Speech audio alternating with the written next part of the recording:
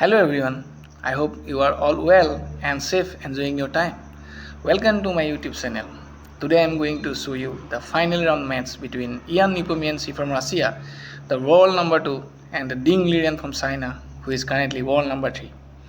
In this game, Ding Liren defeats I Nepo to win the most prestigious title of World Chess Championship 2023, which is a dream of every chess player.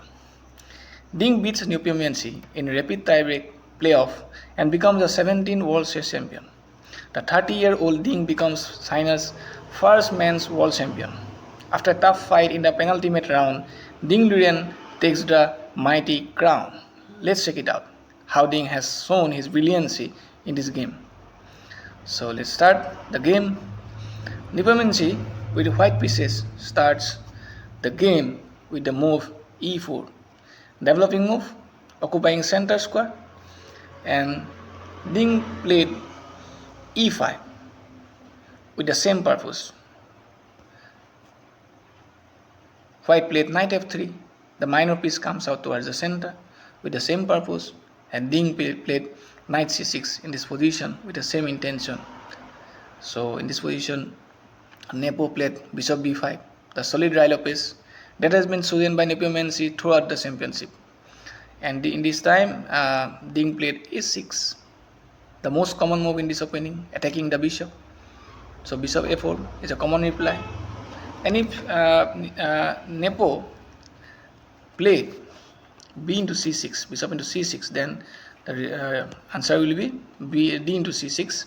And after that, knight into e5, queen d4, knight f3, queen into e4, and black is better due to bishop pair and in an open position.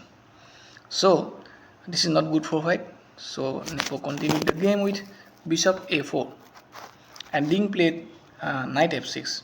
The minor piece comes out towards the center, is always considered to be a good move in opening, as you know.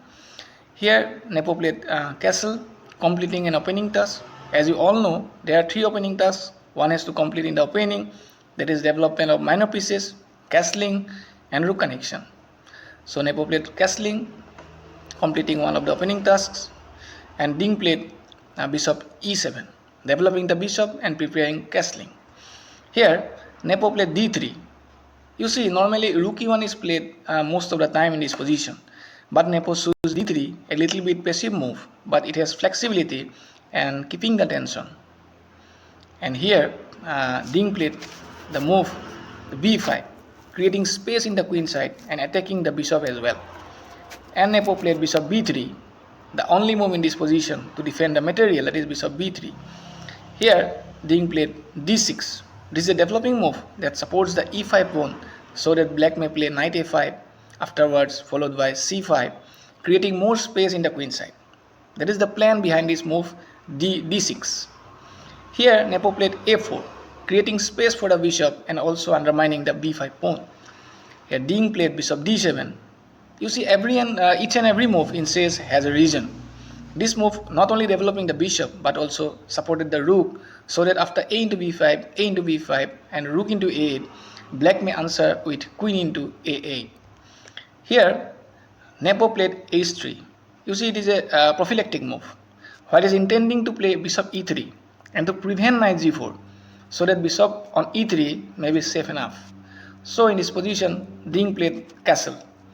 It's a normal looking move, developing move.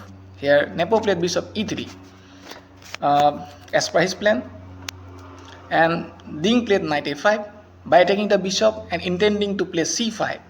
Ding also played as per his plan, to play and create space in the queen side. Here Nepo played bishop a2. As we all know, bishop is stronger than the knight, so not allowing to threat his bishop against the knight is a good choice as always. Also, after b into a5, white may easily attack the weak a4 pawn by playing bishop d2, knight c3, and take back his material without any much complications. In this position, Ding played b into a4. Ding happily grabbed this pawn due to the 3 factors. Firstly, it increases space in the queen side, and secondly, though the pawns becomes double, a pawn is a pawn, wins material, and lastly the b2 pawn becomes exposed in the open file. So black may play rook b8 and keep pressure on it. So in this position, Nepo played knight c3. Developing the minor piece, white might play bishop d2 instead here with an easy game, but the thing is Nepo thinks differently and he played knight c3. And in this position, Ding replied with rook b8. Rook comes to an open file by attacking backward the backward b2 pawn, a good choice by Ding. And here Nepo surprises everybody is bishop b1. It is a very unorthodox move. Activating the a1 rook for attacking the a4 pawn by giving up his b2 pawn. However, the strange thing is white has to place his light square bishop to a very inactive square, that is b1, lying behind his own pawn chain, which looks terribly odd in this position. And Ding played here queen e8. He defends the a4 pawn and maintaining the pressure on b2, and also give white a hard chance to develop the b1 bishop, which is sitting in the knight square. But what to do? Nepo chooses the variation himself. Black may play in this position rook into b2, but after rook into b2, knight into a4, rook b8 and knight c5, and suddenly white gets the compensation for the pawn in terms of activity, and also the b1 bishop is become alive now through a2 square. So Ding avoided this variation and making things very difficult for white. So he played queen e8 in this position. After queen e8, Nepo played b3 by taking advantage over the unguarded knight on a5. Played b3 attacking the a4, which is black's extra pawn at the moment. And in this position, Ding played c5. He decided to give up the extra pawn and continued his original plan, playing c5 and taking control in the center and on the queen side as well. And here, at this point, Nepo played knight into a4, equalizing the material, but white's main problem has not been solved yet. Yes, the light square bishop is still out of the game. So maybe white should play b into a4 instead of knight into a4 to make space for the bishop through the a2 square, which will be a very brave decision to take. As for doing this, white has to make his a4 pawn isolated and weaker. In this position, Ding played knight c6. Knight comes back to the center, so this is a good move. And Ding and Nepo played knight c3 here, attacking the a6 weakness. This is an obvious move in this position. And Ding played a5, defending the a pawn is also a good choice. Nepo played knight d2, increasing the attacker to black's a5 weakness. You see, when we attack opponent's weakness, first we should bring more attackers. This is the logic of the chess. So, after knight d2, Ding played bishop e6. It is also a very good move. It is a good example actually of active defense, because after knight c4, black may play d5 or even bishop into knight in some variations with good prospects. So after that move, bishop e6, Nepomniatchi played knight c4 according to his plan, and Ding replied with d5. It is an obvious move. When we can play in the center, we should do it immediately. It is a theory of chess. So in this position, Nepo played e into d5, and Ding replied with knight into d5. Knight comes to the center, provoking white to play knight into knight. But Nepo played bishop d2 here, not going for the pawn directly. First, Nepo keep the balance of the position and defending his bishop as well. If he played knight into d5, then bishop into d5, knight into a5, rook a8, queen e1 to guard the knight, knight d4, and suddenly black gets the compensation for the material in terms of activity in the center. So Nepo played bishop d2 instead, and here Ding played knight into c3. He decided to trade off the active knights one by one, which are doing very well in comparison to the bishops at the moment. Also, as per chess principle, when your opponent has one inactive piece on the board, we should trade off his other active pieces so that he feels the absence of the inactive pieces at the board. Very smart play by Ding, the wall number at the moment. And here, bishop into c3 by Nepomniatchi. It is a forcing move, and Ding replied with b into c4, bishop into c4, trade of the another active knight sitting on the outpost. And in this position, Nepo played b into c4, as d into c4 will allow black to play rook d8 which will be awkward for white. His rooks are not even connected due to the bad piece sitting at b1 square. So he chose the b into c4 move. And Ding played bishop d8 to defend a weak a5 and intending to play bishop c7, making the bishop double-edged. So in this position, after bishop d8, Nepo played bishop d2. You see, as on c3, the bishop is targetless, and white now prepares even c3 move to prevent knight d4, and may play bishop c2 and bishop a4 afterwards to activate the bishop if black allows to do so. And in this position, Ding played bishop c7, improving the position of the piece sitting on the last rank. So this is a good move, and Nepo played c3 as per his plan, stopping knight's entry route towards d4 and also making some air to breathe for the light square bishop via c2 and a4 square. So in this position, Ding played f5, making space in the king side, also controlling the center. Is a very good choice by Ding. f5 also straightened the e4 square, and he might play e4 break after due preparation. So in this position, Nepo played rook e1, developing the idle piece to get activity and also making black's e4 break little bit harder to achieve. So in this position, Ding played rook d8.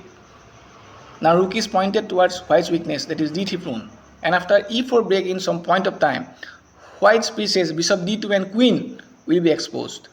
So rook d8 move is a very sensible move, is a good move, and in this position, Nepo played a very intelligent move, that is rook a2.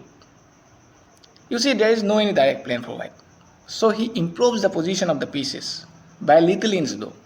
This is a kind of prophylactic move, as his rook now defend the d2 bishop, and after e4 break and d into e4, white may play his queen as his bishop is now guarded by the rook on a2. And Ding played also very good move, that is queen g6, connecting the rooks and also this queen directed towards the g2, the potential target, and black may play queen d6 followed by e4 break. That leads to a double threat, that is queen e to 6 and e into d3. So queen g6 is a very good choice by Ding Liren. Here Nepo played queen e2, another small improvement of the piece, straightening the e4 square and also removing the queen from the d file. Here Ding played queen d6. Black go for directly, forcing white to play g3, which is a pawn move where he is weaker. And we know the pawn moves are not good where you are weaker. So black forces white to play a pawn move where he is weaker. So this is a good move, queen d6. And black is intending to play e4 with a dual attack, as I have already mentioned you. And in this position, forcefully, Nepo played g3. Suppose if white plays bishop c1 instead of g3, then e4 will be the move, intending queen is to 6 and preparing e into d3, leads a winning advantage for black. So in this position, g3 was played by nepomniatchi. It's forcing move, and after that rook d e8.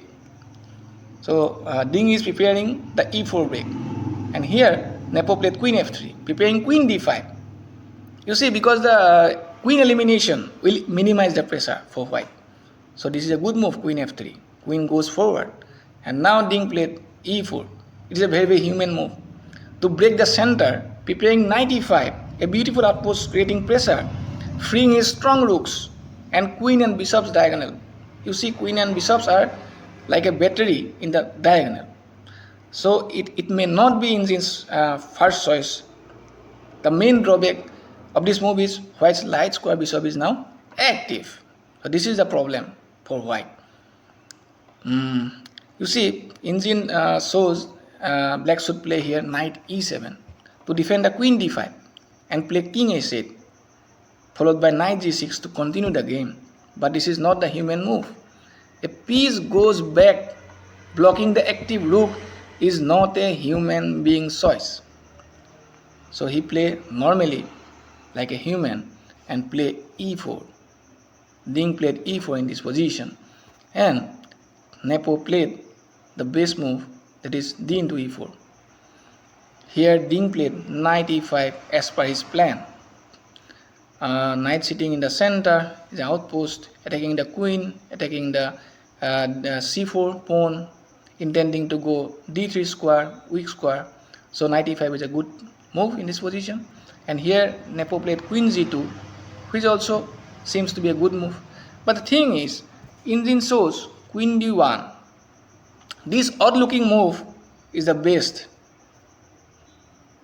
but it is very difficult to find out. Very difficult to find out such a odd looking move. If queen d1 would be played, then best reply may be knight d3, and after rook e3, f into e4, bishop into d3, e into d3, rook into e8, rook into e8, bishop f4, queen d7, bishop into c7, queen into c7, and queen into d3. And it is a clear plus for white. But for a human, and in a few minutes, it's a rapid game, to find out this kind of stuff is really an impossible task. So, Nepo played queen g2, which is a normal looking move and is a logical choice.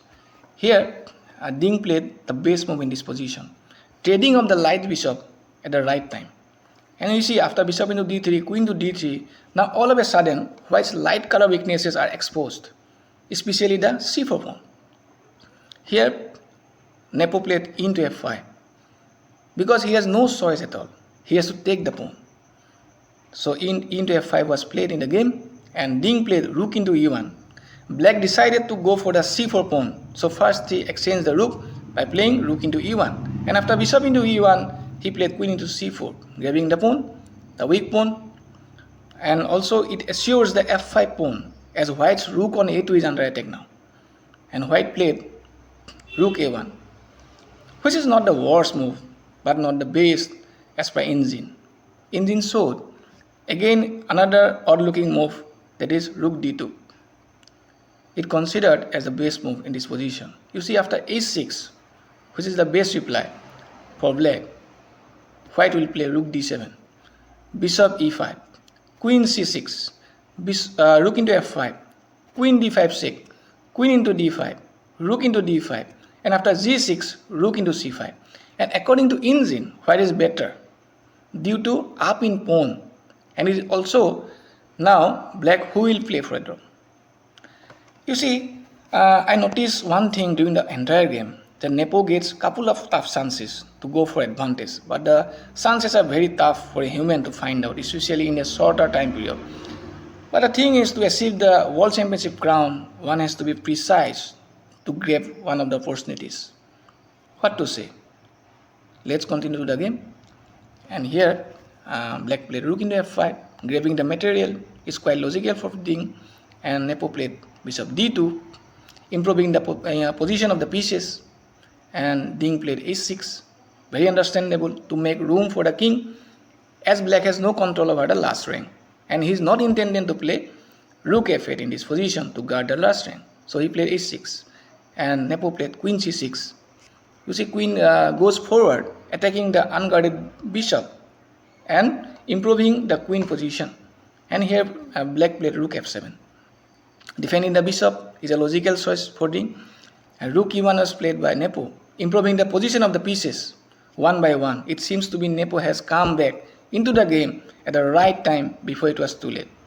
So in this position, Ding played king h7. It is also a prophylactic move.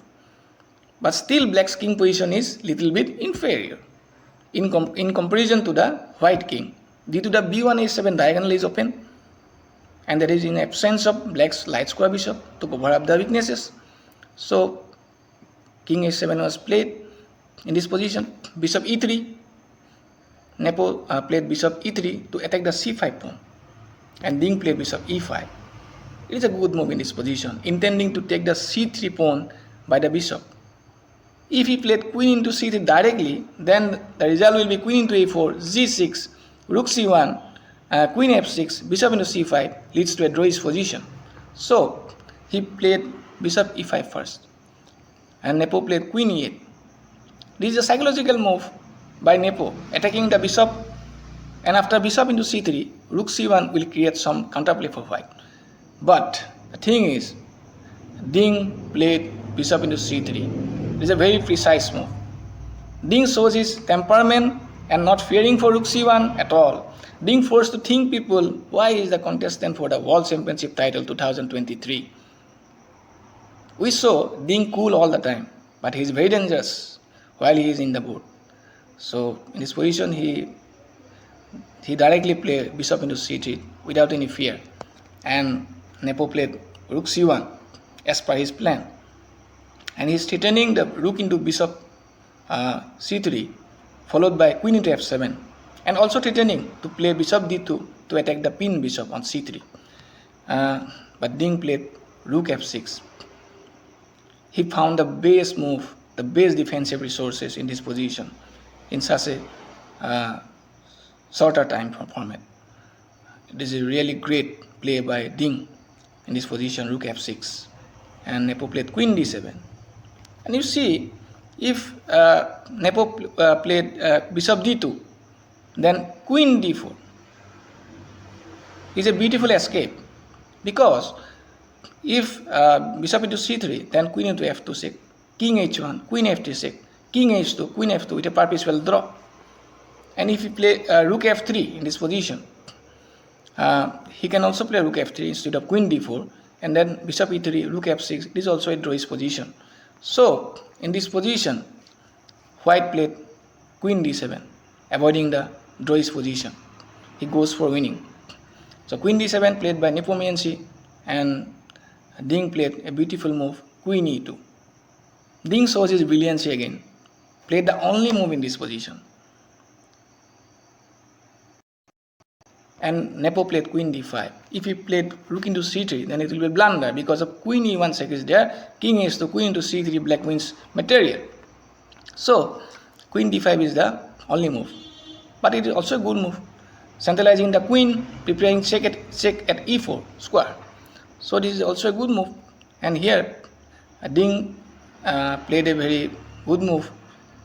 It is a very bold decision to play bishop b4. This move shows that Nepo is not interested to go for a draw now.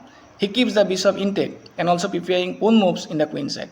And now Nepo played queen e4, and after king g8, he played queen d5 check, king h7, queen e4. Nepo goes for the repetition of moves, and he seems to be satisfied with the draw here, which is quite understandable. However, Ding avoided the repetition and moving forward the game by playing a very unorthodox and a quite risky move, that is rook g6. And here Nepo played queen f5. There is really a mistake. Why Nepo played this move, this is not understandable in such a great level, where he had good choice to play h4, creating pressure on the black's pinned rook by planning to play h5. You see, after h4, if he played h4 instead of queen f5, then h5 will be the first move to stop h5. And rook c2, queen d1 check, king h2, queen g4, queen d3, king h8, bishop into c5, and white comes back to the game. He missed this opportunity and played a mistake, that is queen f5, and Ding played c4. Ding takes the advantage over Nepo's mistake, forwarding the pawn, which creates pressure for white. On c5, this was under tremendous attack by the three of his pieces, white pieces. But after c4, this pawn not only survived, but also one step closer to his destination.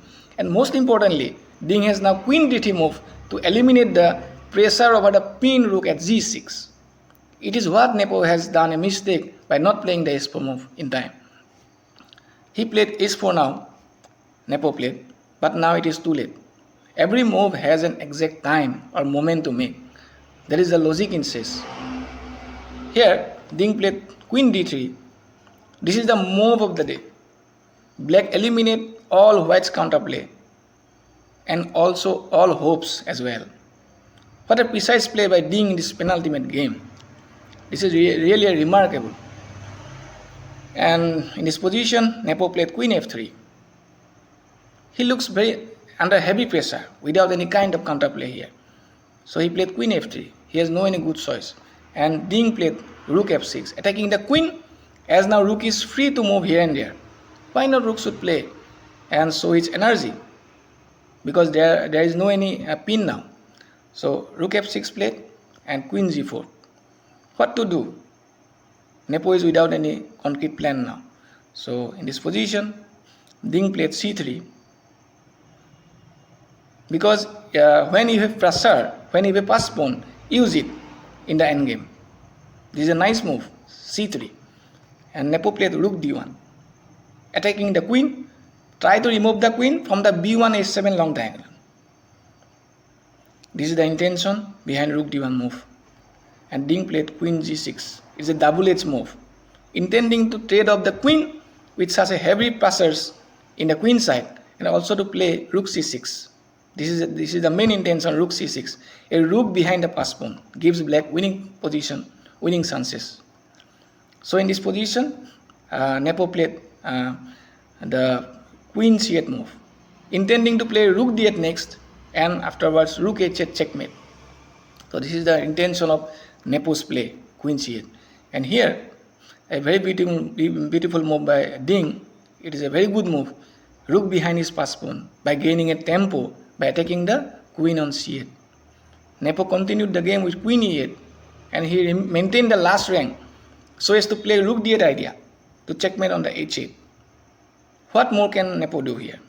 So he played queen e8, and Ding played rook d6. This is a little bit mistake, as black might play in this position c2. It's a very accurate move. You see, after c2, white play rook d8, and after c1 queen, bishop into c1, rook into c1, king h2, queen c6. This is the move. Rook h8, king g6, and black is winning, because white has to trade off the queen to defend the checkmate on h1. Both the players are playing in time pressure, so it is very difficult also to play the base move all the time. But in such a great tournament, he misses the opportunity to play that move, that is c2. He played rook d6 instead, and after that Nepo continued with rook into d6, queen into d6, queen e4 check, queen g6, queen c4, and then queen b1 check, king h2, a4. This is also a mistake by Ding. Ding concentrates to push forward his pass pawns. The drawback behind this pawn move is black's king's position. So to take advantage over the weak king position, Nepo played correctly with excellent move, that is bishop d4 in this position. Bishop d4 was played. Instead, Ding should play queen f5. Here, white's best reply may be king g1 and then h5, king g2 and c2 leads to the advantage. But instead he played good looking a4 move, which is a mistake. After that, Nepo played bishop d4, pointed towards the weak g7 pawn, intending to play queen f7 or queen c7 for checkmate at g7. So in this position, Ding played a3. His plan is to pawn advancement and queening. Here in Jin shows, queen b3 is the best option for black. After queen c7, bishop f8, bishop into c3, a3, queen f4, king g8, queen e5, queen f7. Still black can claim any winning advantage, cannot claim any winning advantage, but still it is black's best move. In this position, he played a3 instead, and white played queen c7. This is also another mistake by Nepo. This was his last opportunity to level the game by the excellent move bishop into g7 instead of queen c7. It is a very odd looking move. The intention behind this move is bearing the king to give perpetual checks and level the game. But the thing is, if Nepo was able to find this move in such a little time, then he would be the greatest player of all the time. What more to say about this inhuman move with such a little time in hand? So let us analyze this move: bishop into g7, king into g7, queen d4 check, king g6, queen b6, king f5, queen b5, king e4, queen e8, king d4, queen d8, king c4, queen g8, and black cannot escape from the 6. King b5, queen e8, you see, king c5, queen f8, king d4, queen d8, king e4, you see, queen e8. So the 6 are not stoppable, and if black tries king f3, then it will be a blunder, because after queen e3, white is winning, because king z4, queen f4, you see, king h5, rook f7, 6, and if now king z4, then f3, a beautiful checkmate. If queen g6, you see, if queen g6 in this position, then z4, king to z4, queen to g6 is also a winning for white. So he has to allow white to give 5 as well 6. This is a drama in the final game. Nepo had a very hard time to miss this beautiful move, bishop into g7. This is very hard to find out. So he played queen c7, and after that Ding played queen g6, and he played queen c4. If he played bishop into c3, allowing white to play bishop into c3, black, then queen into c3, and after a2, black is winning. So in this position, black played c2. Black played accurately, advancing the passed pawn at the right moment now, and it is difficult for white to stop both the pawns. You see, queen to b4 will simply c1 queening. So he played bishop e3 to stop the pawn promotion. And here, Ding played bishop d6, preparing bishop e5 and making things harder for white to defend. Here,